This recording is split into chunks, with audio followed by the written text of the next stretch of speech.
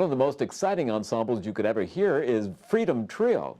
Its trumpet player is here today. Herbert Smith joins me in the spotlight. He has a widely varied and very exciting career going. It's great to meet you here in the spotlight today. Thank you so much for coming in. It's my pleasure. Please tell us about Freedom Trio. So Freedom Trio is a group. It's trumpet, me on trumpet. It's Peter Schwazik on bass, and Joe Parker on drums. And basically we do a lot of different types of music. It's a combination of jazz, classical, a little bit of funk, music from India, different like world sounds. We just do a lot of different types of music. And it's kind of the band that we've always wanted to be in, and we finally just put it together. You know, it's really great. The bass player plays this fascinating instrument. Yeah, he plays a 9-string bass. Awesome. He plays a 9-string bass, which is basically a bass along with some guitar strings. And so he's able to play bass notes and also play some chordal notes at the same time. He goes back and forth. He's definitely working the hardest out of the three of us. Because in a combo, typically you need a bass, but you need the harmony instrument. Well, exactly. So like in a trio, usually kind of the classic jazz trio would be like a pianist, which gives you the melodic and the harmony, bass and drums. There have been other trios where they try to get rid of the harmony to allow the musicians to explore, and not people may feel tied down by a harmonic structure. So if you just have bass, drums, and a horn, the horn player can just kind of go nuts, and you know, he doesn't have to worry about stepping on anyone's toes. Yeah. But for this group, we definitely have structure, and the bass player can go back and forth between harmony and bass and melody. So it's a group that I just love playing in. And we also get involved with electronics. So I have a footboard that I play with different pedals, guitar pedals and stuff, and the bass player does as well, as well as having loops. So I'll record something, and then it'll just repeat over and over, and then we can layer things on top of one another. So it's a really interesting group. So really no limits, even though it's a limited number of players, it's still very unlimited in terms of the kind of music. The name of the group is Freedom Trio. So we want freedom, you know, we want to be able to just go for it. And where does the world music influence come from? Oh my goodness. Well, for one thing is I also play with a reggae band called the Majestics in Rochester. They play a lot of different places around, Three Heads Brewing, a lot of places around town, and I play with them. And I actually played with this group called Big Roots back in the day. The leader of the group is Ron Stackman. I used to play with them years ago, a lot of reggae music. So I have always loved reggae music. And then I listen to a lot of African music, like people like Oliver Mutukutsi. And then I listen to a lot of Indian music, you know, Ravi Shankar and Zakir Hussain. So I listen to a lot of different types of music. And of course,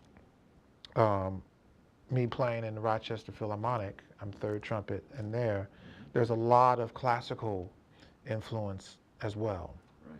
You know, so it's just a mishmash of a lot of different music kind of thrown into a jazz trio setting. So what's your favorite kind of venue? Do you play in clubs, or what's your favorite kind of thing to do?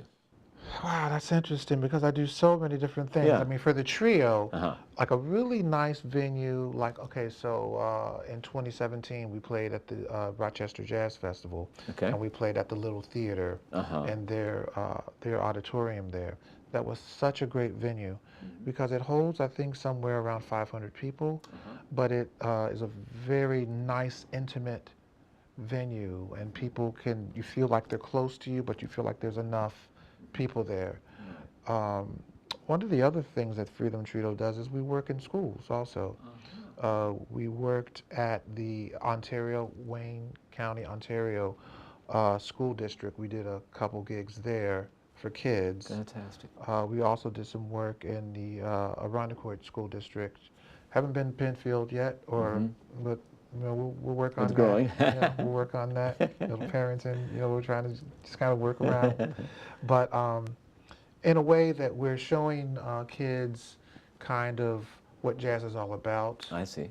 Start off with a little bit of Louis Armstrong, kind Uh-huh. of play a little of him, and then go through different types of styles into kind of our own style, which is kind of an amalgamation of a lot of different styles, as we've said.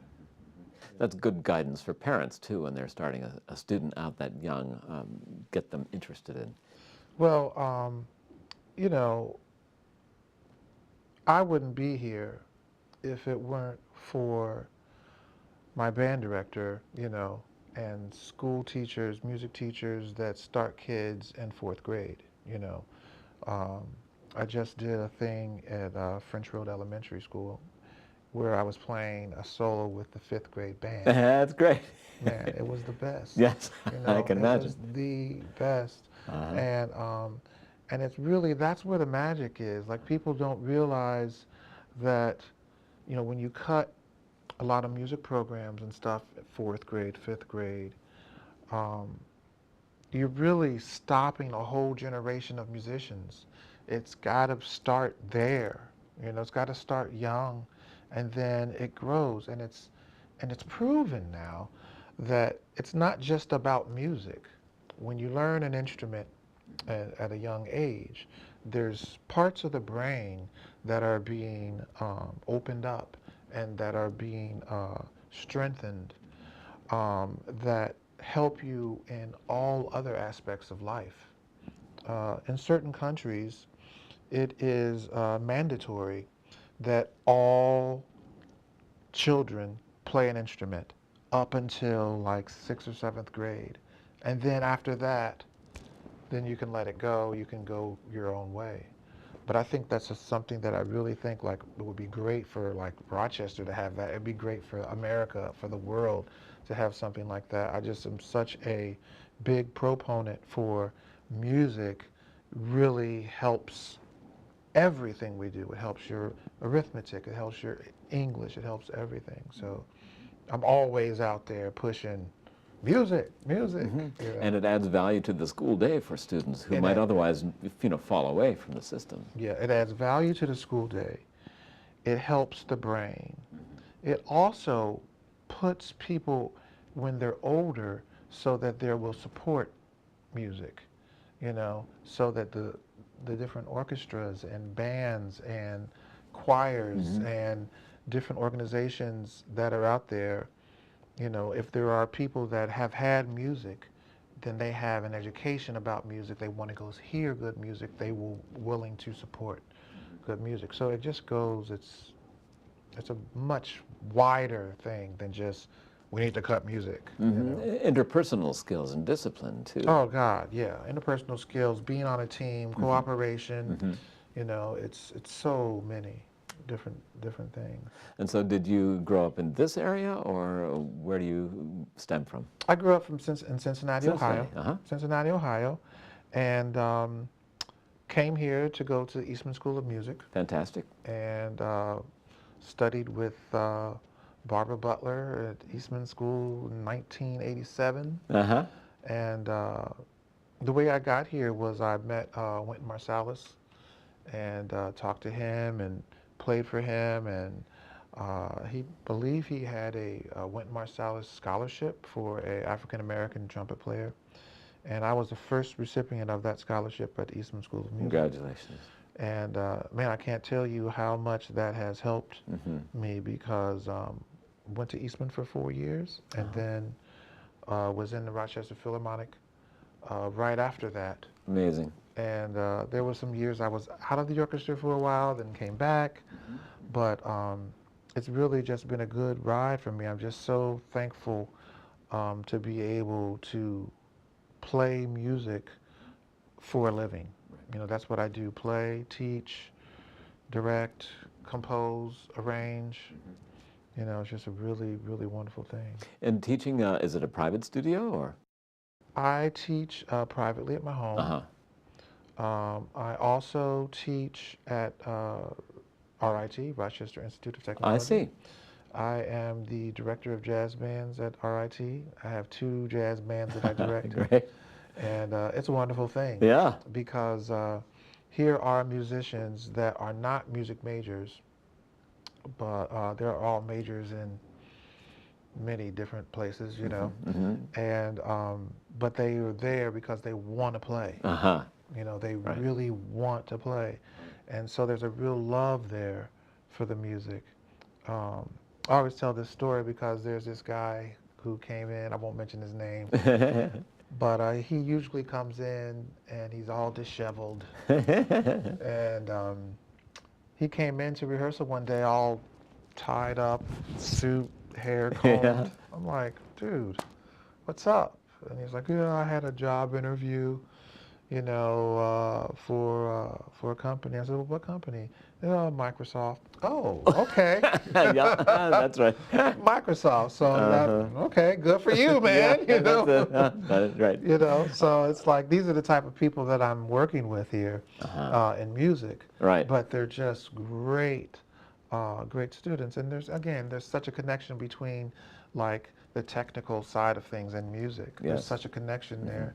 So it is just, you know, an obvious choice to have a really good band at a school like RIT. And the spiritual release that you need when you're involved in a heavily technical field. Exactly.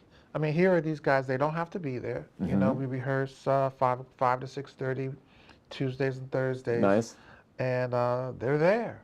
They show up. You know, they're ready to go. This is a release. You know, for them. So we play, man. We play good stuff. It's a lot of That fun. is really. And when you write music, what are you writing? Okay, so I write music, and it can come. The impetus of that can come from many different things. You know.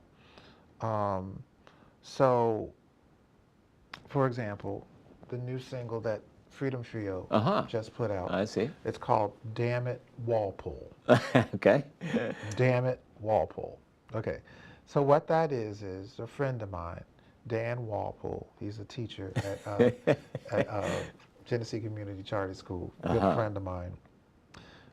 He let me borrow this book, and he gave me the book. I never read it. Right? Never read it. I still haven't read it.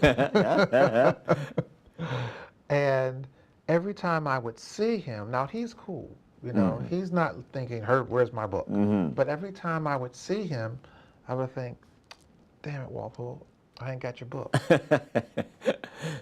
So I'd see him again, damn it, Walpole, I ain't got your book. So then it became this thing. Damn it, Walpole, I ain't got your book. Damn it, Walpole, I ain't got your book. Yep. And so that's where that song came from. It was just a thing where every time I'd see him, I'd think of that. So I think we Came have with words and the feeling. you know what I mean? And I think we have a little bit of a clip of it here. Okay, that'd be Can we wonderful. play a little bit of it? Absolutely. Yeah. You'll hear it.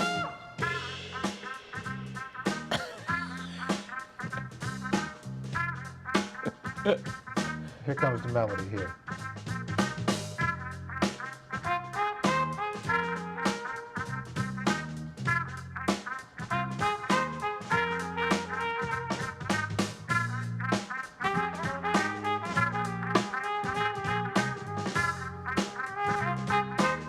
We'll just go through the chorus.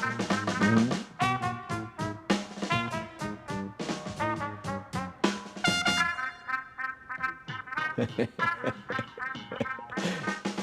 So Yeah. that's the looping technology where Yeah, you played right. that Right, first. right. So you could hear that that's the loop. Uh-huh. So what I would do is play that da da da da da da da da da da da da da da da da da, and then it just repeats, Uh-huh.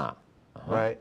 And then you can let that play. Then you can hit your foot pedal, and then it'll stop, and then Right. bring it back in. So when you went like that was your foot hitting Yeah, the that's switch. my foot hitting the Uh-huh. switch.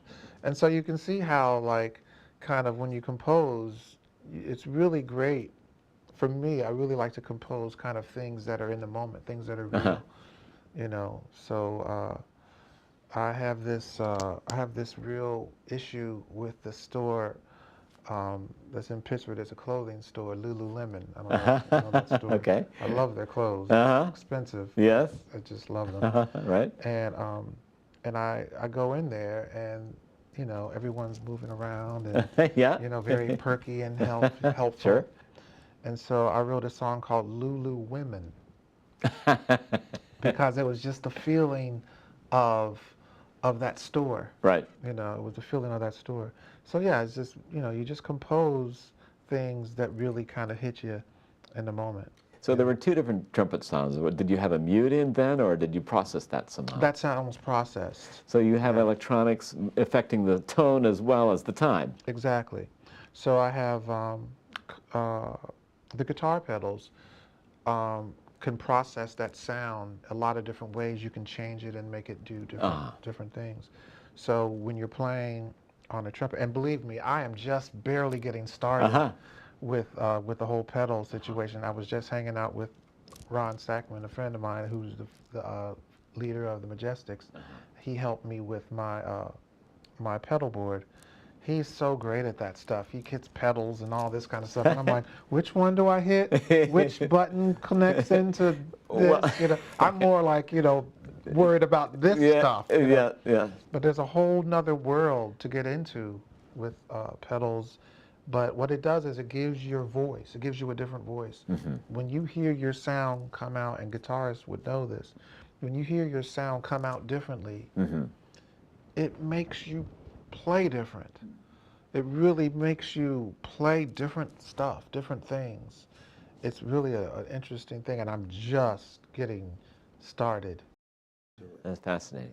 And are you writing your music down, or are you teaching it to the group and then they remember, or? I write it all down. Mm-hmm. Yeah, I write it all down because it helps us when we write it down, especially like when you have great musicians like Joe and Peter that I play with. They're great readers. Uh-huh. So when you write it down, then you can start at a certain level. Yes. Right? And then take it higher than that. You can go off the page. But if I'm just teaching it to them, then it takes a while to get to a certain level. Right. You know how that is. And then you can go off. But it gets you there quicker. Yeah. But eventually you want to get rid of the paper. And a lot of times I can't put on paper the actual vision of what I was feeling. So it helps to put it down and then we work through it. So it's the composing, it's the performing in the orchestra, it's Freedom Trio. What else is in your life right now? Okay, so let's see. I told you about RIT. Yes, the teaching. Mm-hmm. RPO, Freedom Trio. I've just been doing a lot of like guesting with bands, with high school bands. I was just at, I was in Livonia. I was a guest artist with Livonia, big band, Andrew Lawton out there. Mm-hmm. And then I was also at Webster School District with Paul Van Horn. Right. Mm-hmm. And I love doing that because I really do. Again, it's that whole connecting with students. Mm-hmm. At one of these guests that I did, I was just completely overtaken because, the kids were coming up to me and saying, Herb, wow, you're such an inspiration. You sound so great. Thank you so much for being here. And then it just hit me. I remember when I was in school and I was sitting in the back of the band in high school, and trumpet player Bobby Shue. I don't know if you know Bobby Shue. He's played with a lot of people. He came to my high school and he played a solo with us and everything. And then like at the break, he was like, "Hey, Herb, I've heard about you, man. Yeah, I heard you're a pretty good player." Now, he probably just heard about that from my band director. Right. You know what I mean? Right. Like, he probably just, Keep my your eyes band out director for this said, guy. "Hey, say something to him." Yeah. But for me, like Bobby Shue saying to me, right. "I heard about you, man." It was so like, oh my God, he's heard about me, And that was such an uplifting thing for me. And it's little things like that that lift you higher to the next level, And if I can now be one of those that can help another student Right. lift higher. It's full circle, man. And It's like particularly it's there's nothing better than that. in cities like Rochester and some of the other cities in New York where it has been an urban situation and people really do need something that will lift them or a road out. Yeah, I was just at Wilson Foundation with Mr. Parisi there and his band. I was doing a jazz improv class with them, and man, they were playing too. You know, it's like just anywhere I can go and do that. You know, it's really like people say, Herb, you know, thank you so much. You know, you took time out of your schedule to be with us, and I'm just like, listen.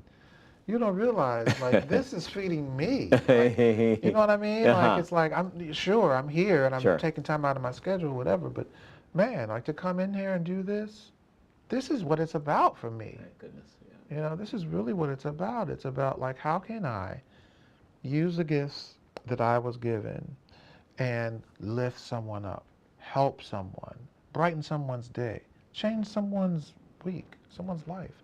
That's so deep.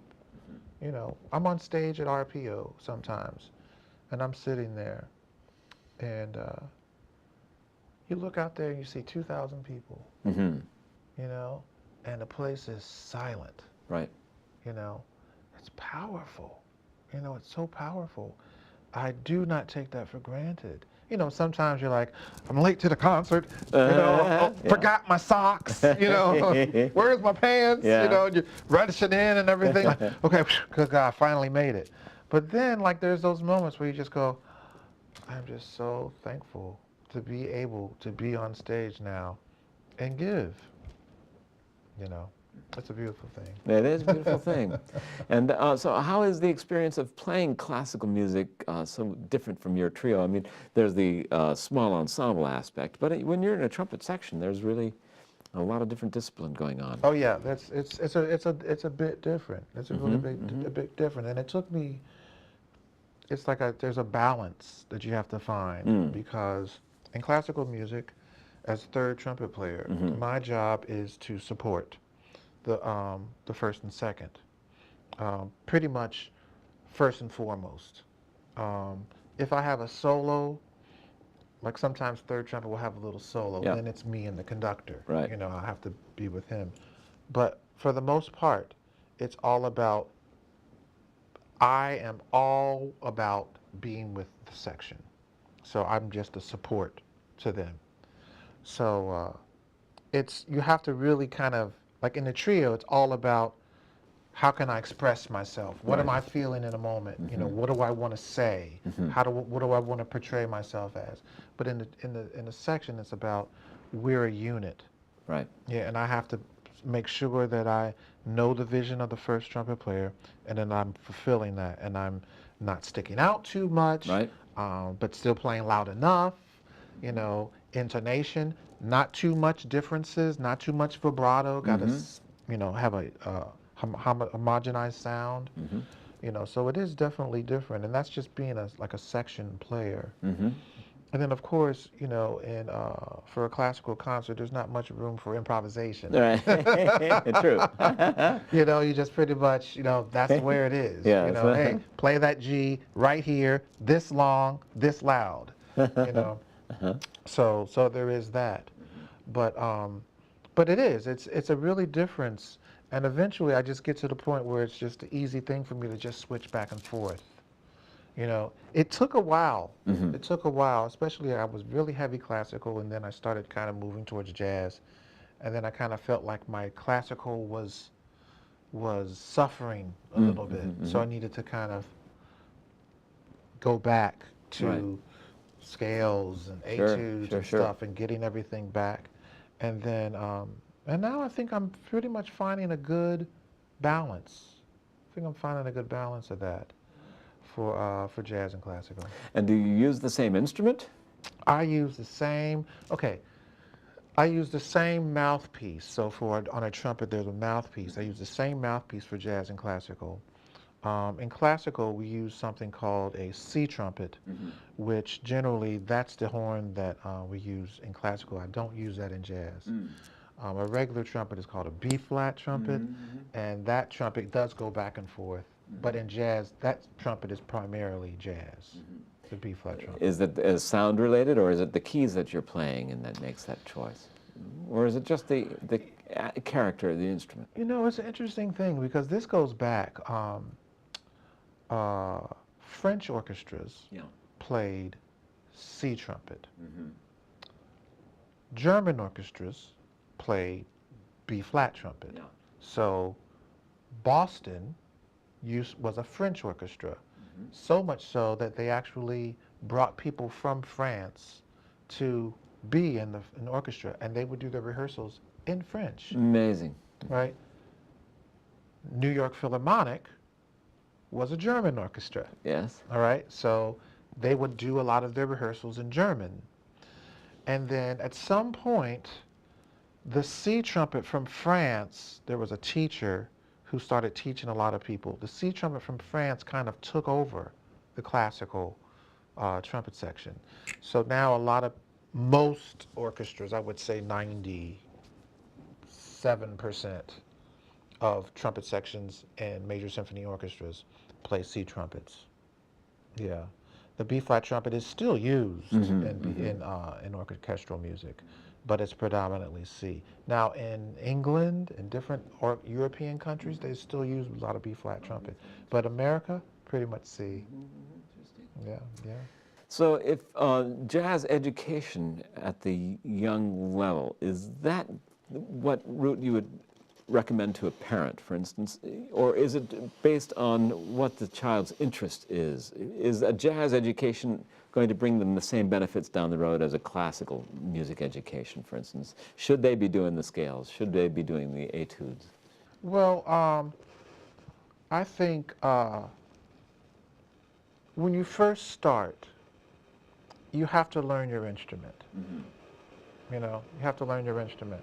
So scales and tone production, that to me is not a classical thing. That's an instrument thing. Okay? So you have to have the good tone. You have to have a good scales. You have to have a good foundation on your instrument. Once that is established, then I think you should be learning both at the same time, jazz and classical. They actually, the mental process of playing jazz helps your classical. I see. You know, when you start getting into the fine tunings of classical and jazz, that's when things start to go like this. But as a very beginning, it's like, get a foundation on your instrument, you know, and learn that instrument, learn the intricacies of it, and then you can play jazz and classical, and that will allow you to be in a Rochester Philharmonic Orchestra, or have a jazz trio, you know, or play in a reggae band. It allows you to just have a good, solid sound. Yeah. Well, it's been so delightful to hear about that good, solid sound and your wonderful career. Thank you so much for this advice, for the sharing, and for introducing us to your trio. How would we find that CD if we wanted to buy it? Well, you can get it. Definitely, you can check out my Facebook page, the Freedom Trio Facebook page. CD Baby, you can get it. Dammit, Walpole, Freedom Trio. Sounds good. Yeah. Herbert Smith, thank you so much for coming in the spotlight. Thank you. Thank you. Thank you. It's my pleasure.